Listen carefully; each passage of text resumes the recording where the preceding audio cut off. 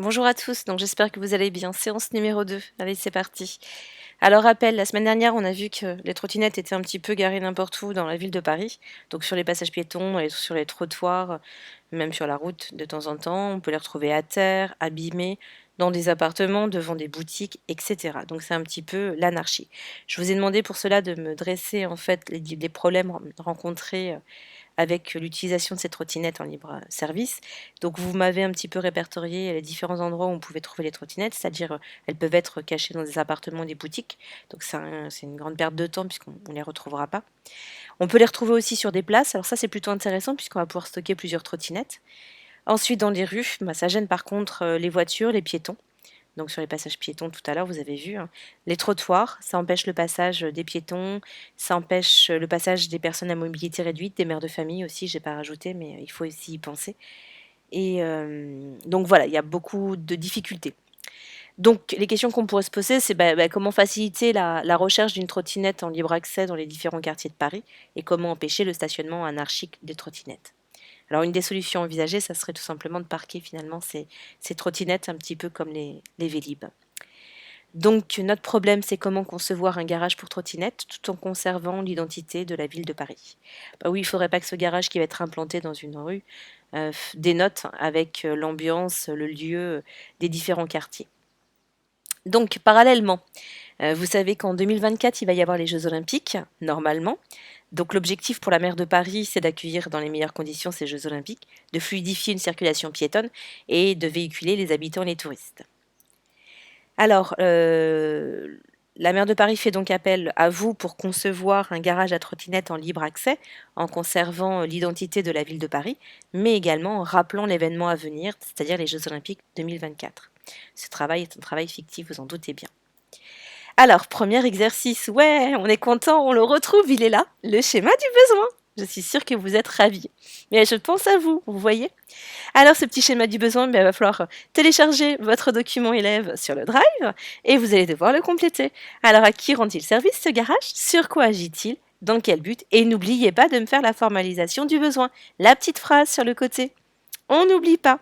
Je suis sûre que je fais des heureux là, j'en suis persuadée. Ensuite, nous avons le cahier des charges. Heureusement, le cahier des charges est complété. Oui, je sais, je vous en ai fait baver cette année, mais là, je vous le donne. Alors, sur ce cahier des charges, vous pourrez le lire attentivement. Vous le retrouvez dans le document élève, évidemment. Et je sais que vous allez le lire attentivement, je vous connais.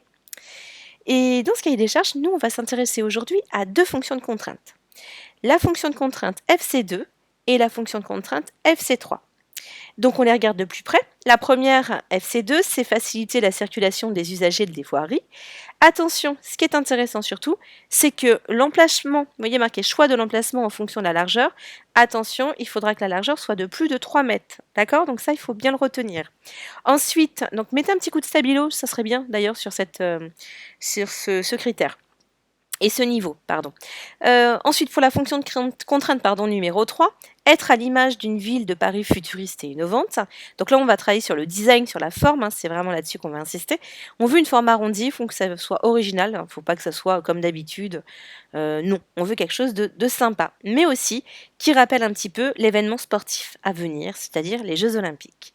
Alors, on tiendra compte également dans ce cahier des charges, donc un petit coup de stabilo, ça fera pas de mal, sur les dimensions. Voilà, retenez bien les dimensions. On a une longueur max, attention, de 4 mètres. Hein. Tout à l'heure, il faut que ça soit plus de 3 mètres. Donc, ça serait bien qu'on arrive à avoir entre 3 et 4 mètres. Ça serait génial. Attention, la profondeur est de 2 mètres. La hauteur, pour l'instant, ne nous intéresse pas. Mais ça servira pour la fabrication. Donc, le travail à faire aujourd'hui. Tu dois choisir un arrondissement de Paris. Celui que tu veux. Mais vraiment celui qui te plaît, que tu connais ou que tu connais pas, j'en sais rien. Voilà, tu prends un arrondissement. Tu prends pas celui de ton copain ou de ta copine, tu prends le tien. Ensuite, tu vas me présenter cet arrondissement. Bah, quel est cet arrondissement? Est-ce que je le connais, je le connais pas? Voilà, tu vas pouvoir me le faire découvrir, ça va être chouette. Je vais apprendre des choses. Ensuite, tu vas choisir un lieu stratégique pour l'emplacement du garage.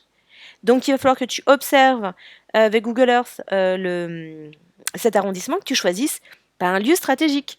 Pourquoi est-ce que je vais le mettre là plutôt que là, etc. Et tu devras bien sûr me justifier ta réponse. Attention, je veux que ce soit sous la forme d'un diaporama.